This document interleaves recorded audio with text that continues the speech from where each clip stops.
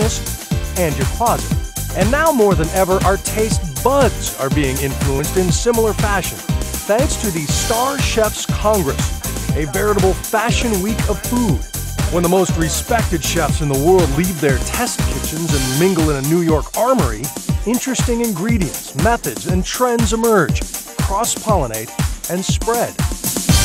Star Chef event is one of our, sort of our fashion week, for all the chefs. Marcus Samuelson made a name for himself as the head chef of New York's revered Aquavit, and he is my guide through this foodie fantasy camp.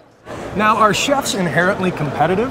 Very competitive. What's it like mingling them together here? No, but it's cool because I think it's both. We're competitors, but we're also very good colleagues. We borrow from each other, we borrow ideas, we borrow staff. Right. There's also camaraderie that's really nice. Okay. I'm a busy man. I'm tasting cheese here. They're telling me that the cheese are better than in France. Because of events like this, and because of so many diverse chefs, our taste buds has changed.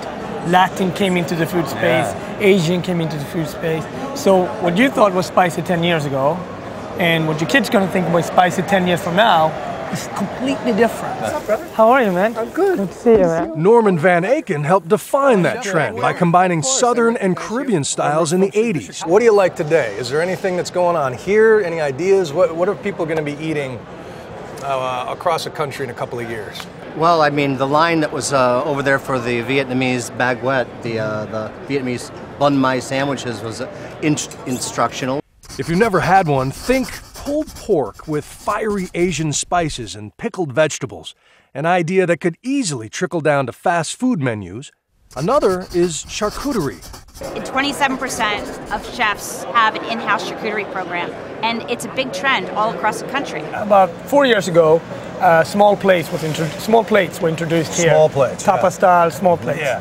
Today, on menus across the country, they're like cheesecake factories introducing small plates into the menu. Yeah, he's here, baby. How you get your fine food is also changing as gastro trucks become all the rage in big American cities.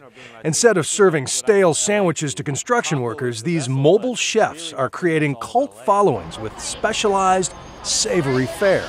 My secret fantasy is to get to that.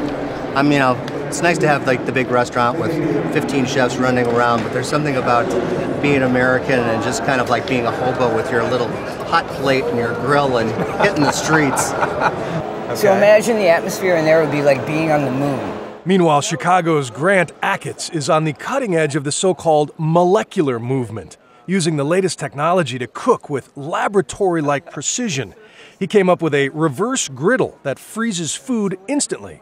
So we can make a liquid center, something frozen on both sides. If you flip it like a pancake, you have a liquid in the center, which makes a really cool texture. And a favorite new toy is the rotary evaporator, which uses low heat and a vacuum tube to extract perfect flavor. What you have here is the culinary equivalent of NASA, right? How soon before this ends up at Williams-Sonoma? I don't know. This is a pretty expensive machine. We're talking $8,000–$10,000 here. Wow. Okay. By the time that gets to the homeware, by the time you can buy this at Target.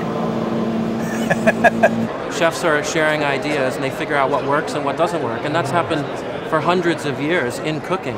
It also means they need to be more competitive, just like the fashion world with Fashion Week. They come here to learn the latest trends and learn from each other and make each other better. I'm a huge fan. Thank you. Sorry to do that on camera. No, hey, share the love. And I think that's part of it too. We're all here and we're fans of each other's work. Yeah. And it keeps us current. This is what keeps you away from saying, wow, that's really dated. Because if you come here every year, you can't be dated. So, while you may never wear this to the office, you might appreciate the belt. And while you may never order lobster bisque with rotary evaporated saffron, you might just get some fresh grated corn on your salad at Chili's.